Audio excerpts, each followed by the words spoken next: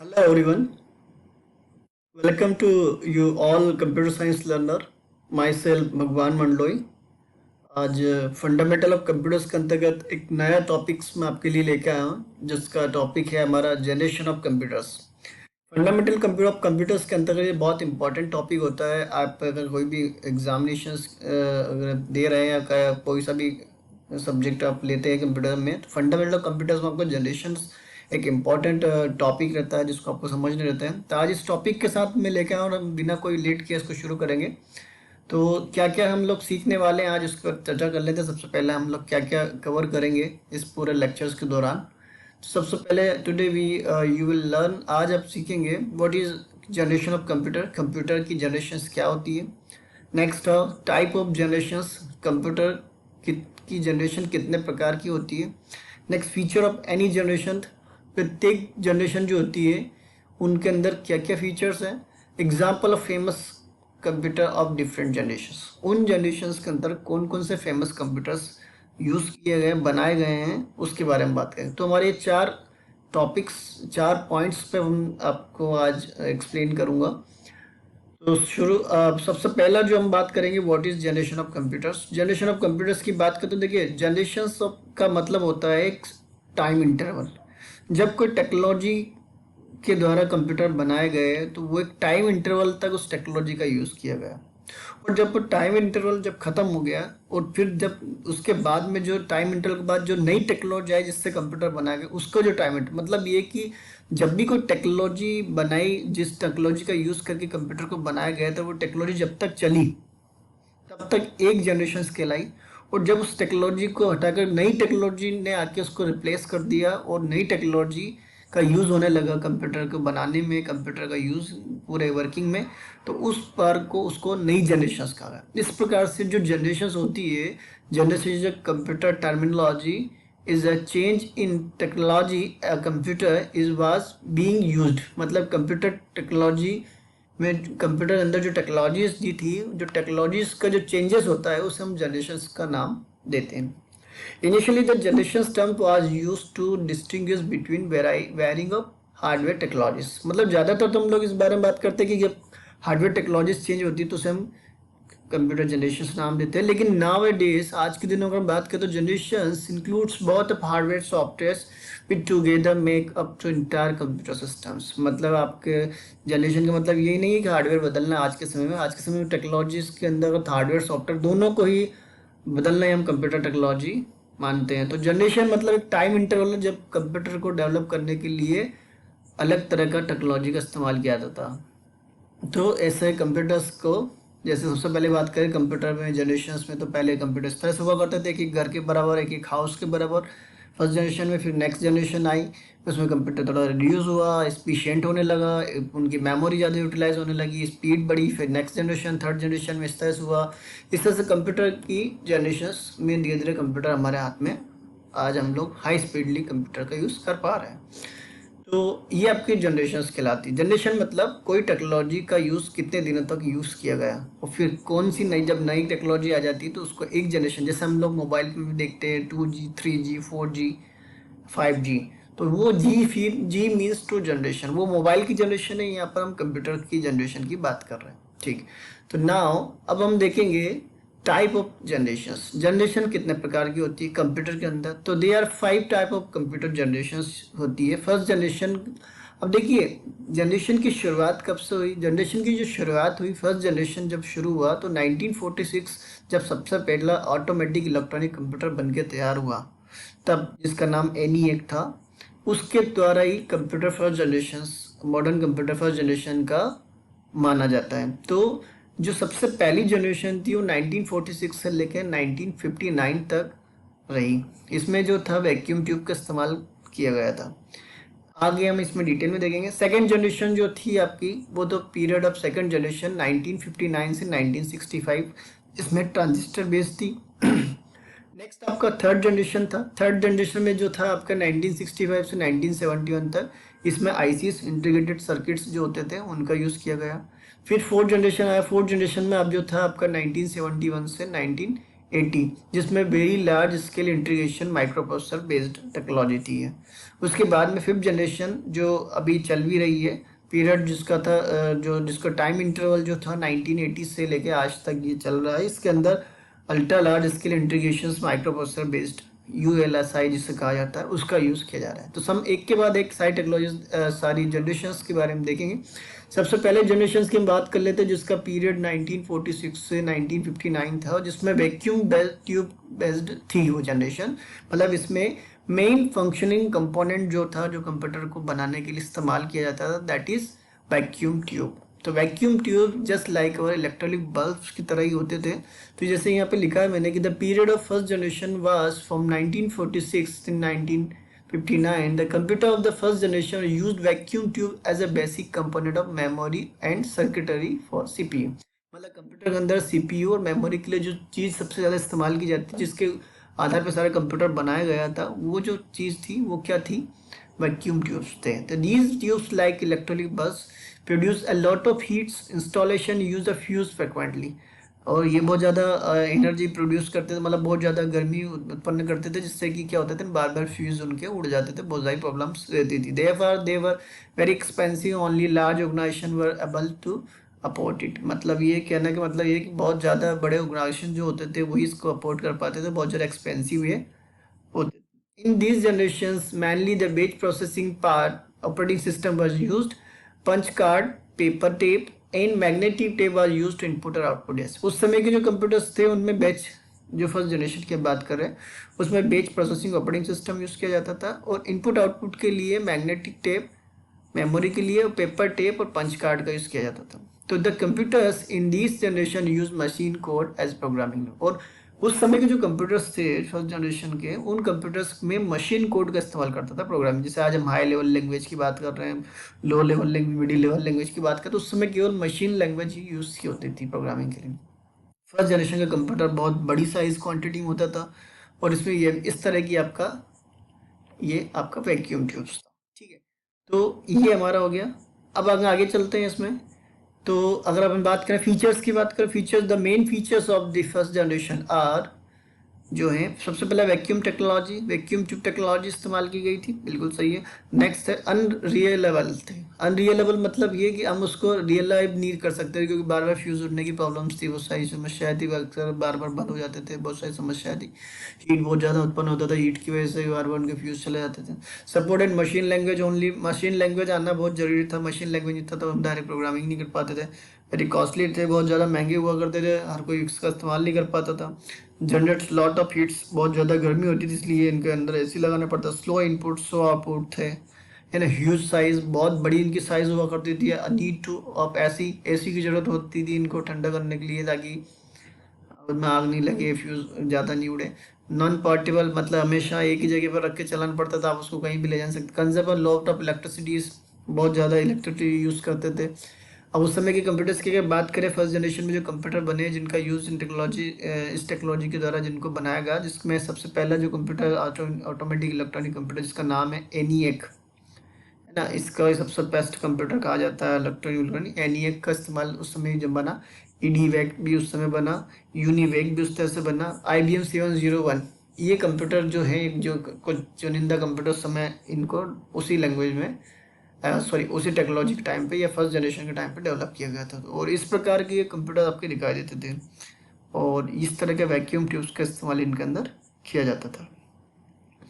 अब बात करते हैं नेक्स्ट हम लोग जो सेकंड जनरेशन की। सेकंड जनरेशन में जो था, the period of second generation 1959 तो 1965। और ये जो टेक्नोलॉजी थी, ये जो टेक्नोलॉजी नहीं आई थी, ये नई जनरेशन चेंज हुई थी, ये जो थी, इसमें जो वैक्यूम ट्यूब्स आपके इस्तेमाल किए जाते थे, उनको रिप्लेस किया गया ट्रांजिस्टर से। तो the period of second generation 1959 to 1969, in this generation transistor were used, were the cheaper, consumable, less power, more compact in size, more reliable और faster than the first generation। मतलब हमने जो transistor इसमें लगाए, वो transistor बहुत सस्ते as compare to first generation की जो वैक्यूम ट्यूब थी, उससे वो बहुत ज़्यादा पावर नहीं लेते थे, साइज में बहुत ज़्यादा छोटे थे, और बहुत ज़्यादा उनकी जो रिलायबिलिटी थी बहुत अच्छी थी। ठीक है, तो machine made is vacuum tube, तो उसके हिसाब से इसमें फर्स्ट जनरेशन में की जगह इस ट्रांजिस्टर का यूज़ किया गया है, इसमें सेकेंड जनरेशन में। इन this generation magnetic core were use, magnetic course का इस्तेमाल किया गया किसके लिए, प्राइमरी मेमोरी के लिए, और मैग्नेटिक टेप का इस्तेमाल, मैग्नेटिक डिस्क का इस्तेमाल किस लिए किया गया, सेकेंड, मतलब एक सेकेंडरी मेमोरी का इस्तेमाल आपका मैग्नेटिक डिस्क जो आज तक यूज की जा रही है उसका इस्तेमाल अपना कब किया गया था, सेकंड जनरेशन के अंदर किया गया था। This generation assembly language and high level programming language like Fortran COBOL है ना वर यूज्ड, और उसी समय आपकी सेकंड जनरेशन में जो आपका हाई लेवल लैंग्वेजेस जैसे कि पोर्टन, जो COBOL common business oriented language जो आई थी बिजनेस पर्पस के लिए, ये समय इस्तेमाल होने लग गई थी। The computer use batch processing and multi programming, और उस समय के जो ऑपरेटिंग सिस्टम थे उन कंप्यूटर में जो चलते थे उनमें बैच प्रोसेसिंग के साथ साथ में मल्टी प्रोग्रामिंग ऑपरेटिंग सिस्टम भी यूज करने होने लगे थे। ठीक है, तो यहाँ पर अगर सेकंड जनरेशन कंप्यूटर की बात करें तो थोड़े से स्मॉल में छोटे हो गए थे फर्स्ट जनरेशन की तुलना में। ट्रांजिस्टर इस तरह से दिखाई देते थे आपके, ये ट्रांजिस्टर का यूज हम लोग सेकंड जनरेशन में करते थे। ठीक है, अब हम बात के फीचर की बात कर लेते हैं। फीचर्स की बात करें तो सबसे पहले फीचर्स की हम बात करें, यूज ऑफ ट्रांजिस्टर सबसे पहला बड़ा इंपॉर्टेंट जो चीज़ है। दूसरा, reliable in compare to first generation, मतलब ज़्यादा रिलायबल थे फर्स्ट जनरेशन की तुलना में, क्योंकि उनमें हीटिंग की इतनी ज़्यादा प्रॉब्लम नहीं थी, बहुत ज़्यादा रिजोल्यूशन उसमें कर दिया गया था। नेक्स्ट था smaller size as compare to first generation, उनकी साइज़ बहुत ज़्यादा हो गई थी क्योंकि वैक्यूम ट्यूब की साइज़ बहुत ज़्यादा हो गई थी, उस ट्रांजिस्टर की साइज़ थोड़ी उससे छोटी हो गई थी, इसलिए हम बहुत ज़्यादा मात्रा में जहाँ पर बहुत ज़्यादा ट्रांजिस्टर मतलब वैक्यूम ट्यूब इस्तेमाल होते थे वहाँ पर हम एक ट्रांजिस्टर का यूज़ करके इसमें चला सकते। साइज़ उसकी वजह से बहुत कम हो गई थी क्योंकि वैक्यूम जो ट्रांजिस्टर की साइज़ कम हुआ करती थी, इसलिए वैक्यूम ट्यूब के इस्तेमाल में साइज़ ऑटोमेटिकली कम हो गई, है ना। उसके बाद हीट इसका जो होता था वो बहुत कम हो गया क्योंकि हीटिंग उसमें बहुत ज़्यादा होती थी, हीटिंग इसमें प्रॉब्लम रिजॉल्व हो गई। इलेक्ट्रिसिटी भी ये कम यूज़ करते थे, है ना। Consumable as electricity as compare to first generation, faster than first generation, और स्पीड में इनकी तेज थे, स्टिल वेरी कॉस्टली, लेकिन अभी भी उनकी हाई कॉस्ट थी क्योंकि वो सब महंगे हुआ करते थे। ऐसे ही रिक्वायर्ड लगता था फिर भी क्योंकि वो भी ट्रांजिस्टर भी गर्म होते थे। Supported machine as assembly language, और इसमें उस समय के कंप्यूटर्स की अगर हम बात करें तो IBM 1620 1620, IBM 7094, CDC 1604, CDC 3600, UNIVAC 1108, ये कुछ इंपॉर्टेंट हो सकता है, इसके अलावा भी बहुत सारे हों, लेकिन ये जो सबसे ज़्यादा यूज़ किए गए उस समय जो कंप्यूटर जो प्रचलित होते थे उस समय नाम से चलते थे वो एक आपका यूज़ किया। तो ये हमारा ट्रांजिस्टर्स है, आपको जो दिखाई दे रहा है इसका यूज़ आपका सेकंड जनरेशन में किया गया। अब हम बात करेंगे थर्ड जनरेशन की। थर्ड जनरेशन की बात करते हैं। थर्ड जनरेशन में 1965 से 1971 के आसपास थर्ड जनरेशन आपकी रही।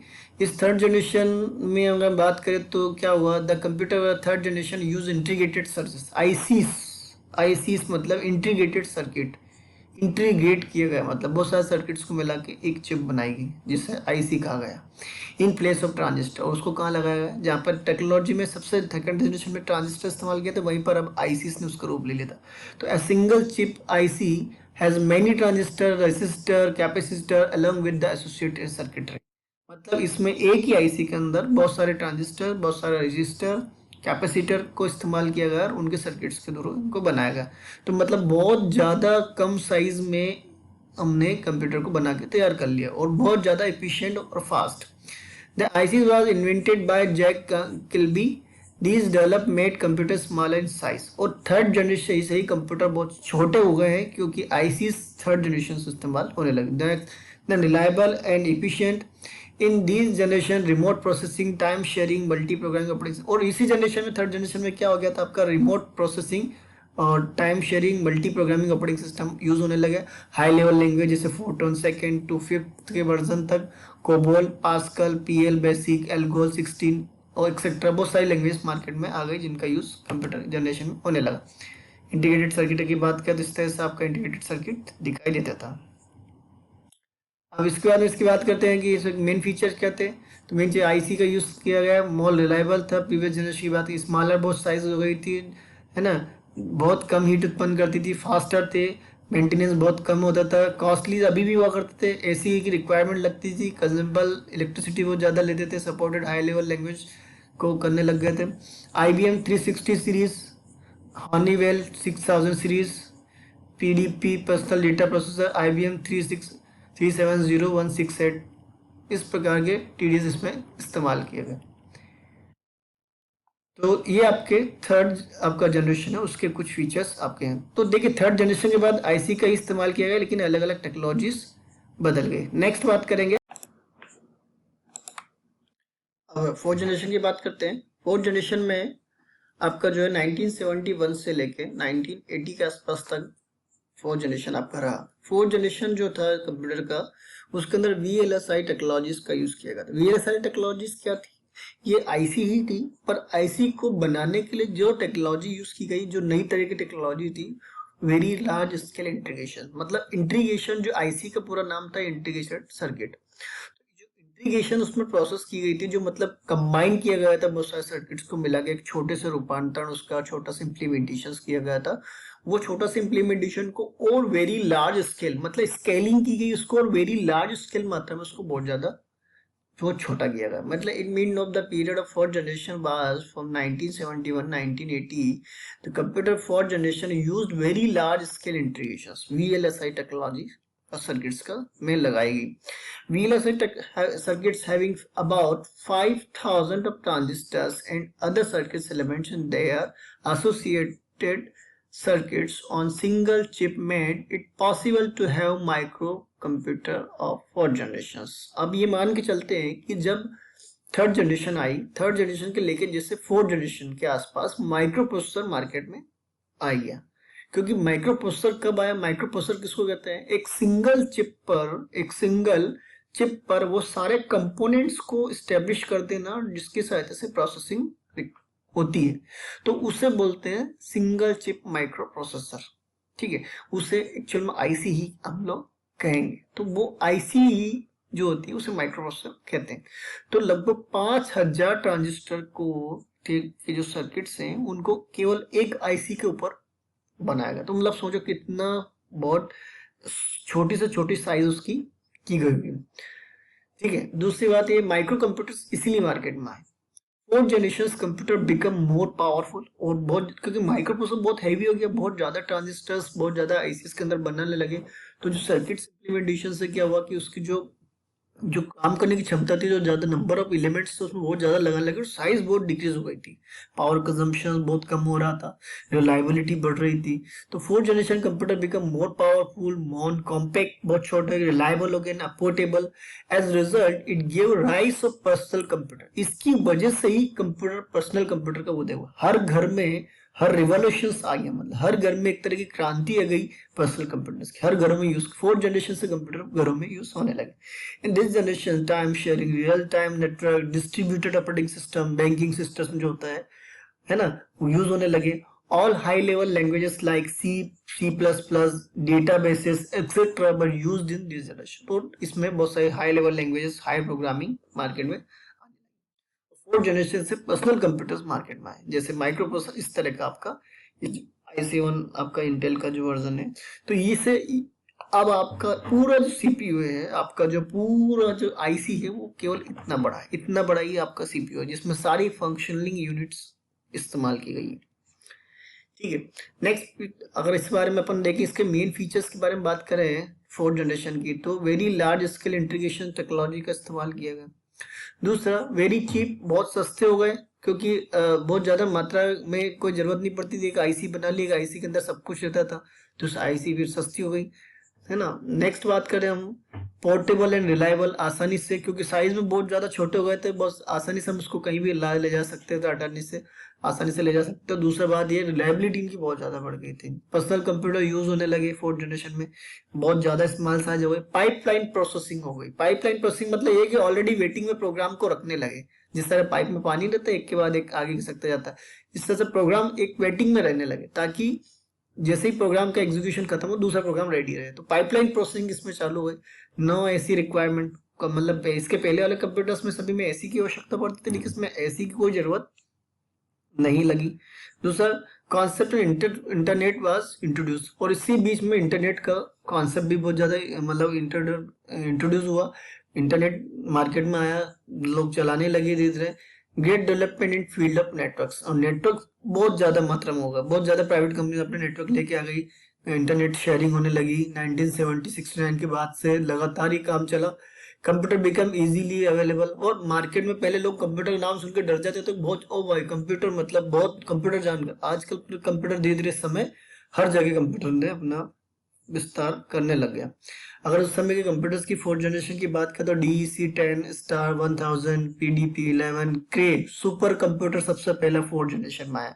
सबसे पहला सुपर कंप्यूटर विश्व का, है ना, जिसका नाम था क्रे फर्स्ट। क्रे सेक्टर MP सुपर कंप्यूटर ये भी इसमें आया फोर्थ जनरेशन में। ये फोर्थ जनरेशन के आपके कंप्यूटर्स रहे। ठीक, अब हम बात करेंगे फिफ्थ जनरेशन की जो अभी तक चल रही है। तो 1980 से लेके ऑनवर्ड मतलब आज तक अब जो जिस जनरेशन की बात कर रहे हैं जिसमें कंप्यूटर बनाए जा रहे हैं वो ULSI माइक्रोप्रोसेसर बेस्ड है। अब ये ULSI माइक्रोप्रोसेसर इसलिए नाम दे दिया कि ऑल द फंक्शनल यूनिट, है ना, को एक सिंगल चिप पर बनाना माइक्रोप्रोसेसर कहलाता है। मतलब वो सारे एलिमेंट्स जो प्रोसेसिंग के लिए रिक्वायर्ड है, जिनसे एग्जीक्यूशन किया जाता है, उनको एक सिंगल चिप पे बना देना क्या कहलाता है, माइक्रोप्रोसेसर कहा जाता है, उससे जो निर्माण होता है।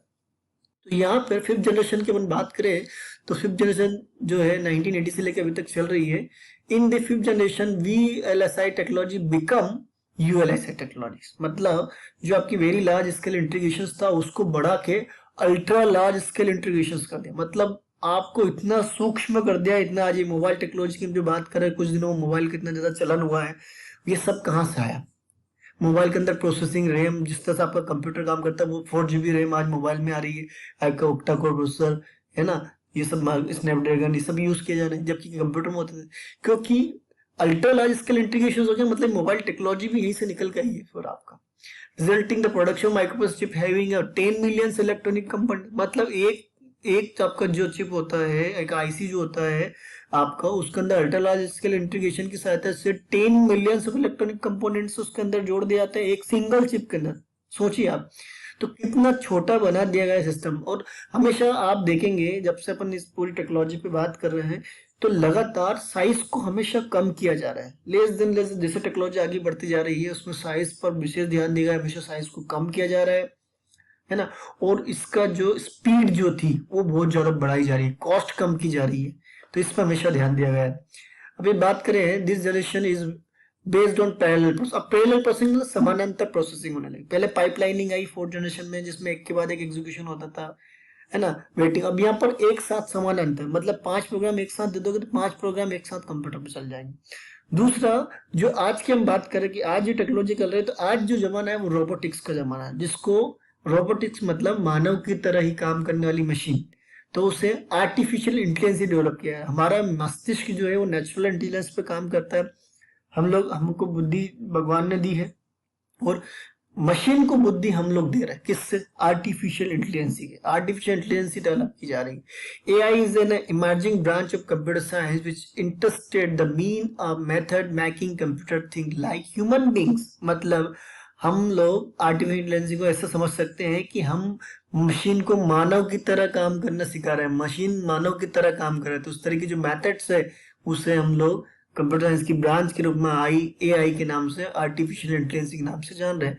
All the high level language like C++, Java, .NET, Python, Perl, COBOL, सभी तरह की मस्त जितनी भी एल्गोल, है ना, ये सभी आज मार्केट में अवेलेबल है, जिससे कि हाई प्रोग्रामिंग एंड्रॉइड भी आज हम लोग यूज कर रहे हैं।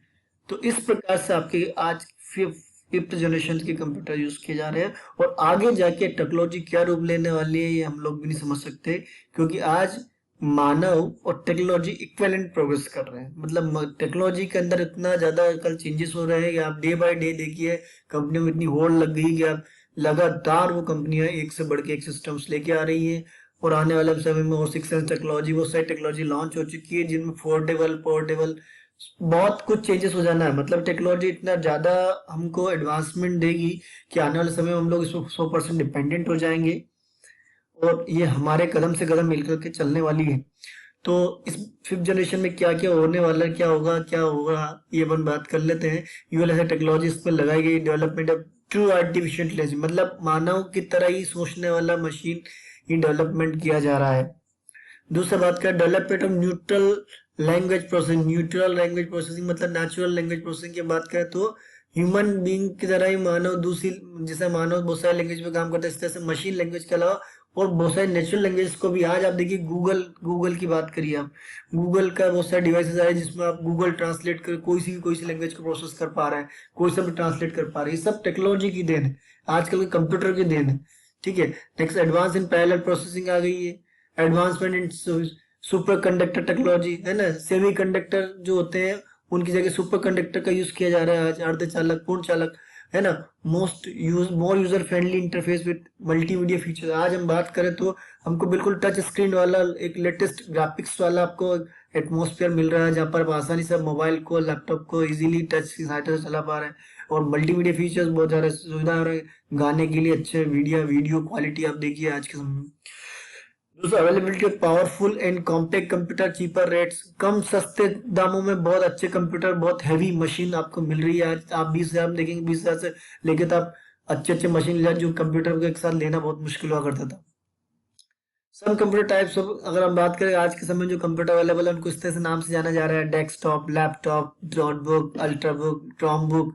ठीक है, और आज आपका ये जो जनरेशन है, हूबहू मानव की तरह ही आपका ये आपको जो दिखाई दे रहा है, ये एक हूबहू कंप्यूटर है। इस कंप्यूटर को आज मानव की शक्ल दे दी गई। तो आप सोच नहीं सकते कि टेक्नोलॉजी में क्या क्या चेंजेस हो रहे हैं और आगे जनरेशन कहाँ तक जाएगी, कितना क्या करेगी, ये हम सब साथ में देखेंगे। I hope you are enjoying the videos. आपको अच्छा लगा होगा वीडियोस। अगर आपको इन्फॉर्मेटिव वीडियोस लगा है तो आप जिसको शेयर करें, मेरी लिंक पर जाकर आप उसको दूसरे लोगों तक पहुंचाए, कमेंट्स करें, ताकि दूसरे लोगों को उस तरह से जानकारी मिल पाए। और साथ में ही मेरा फेसबुक का page computer science learner, computerscience.learner के नाम से है, आप उसको लाइक कर सकते हैं। आगे की वीडियोस आपको मिलते रहेंगे। Thank you everyone.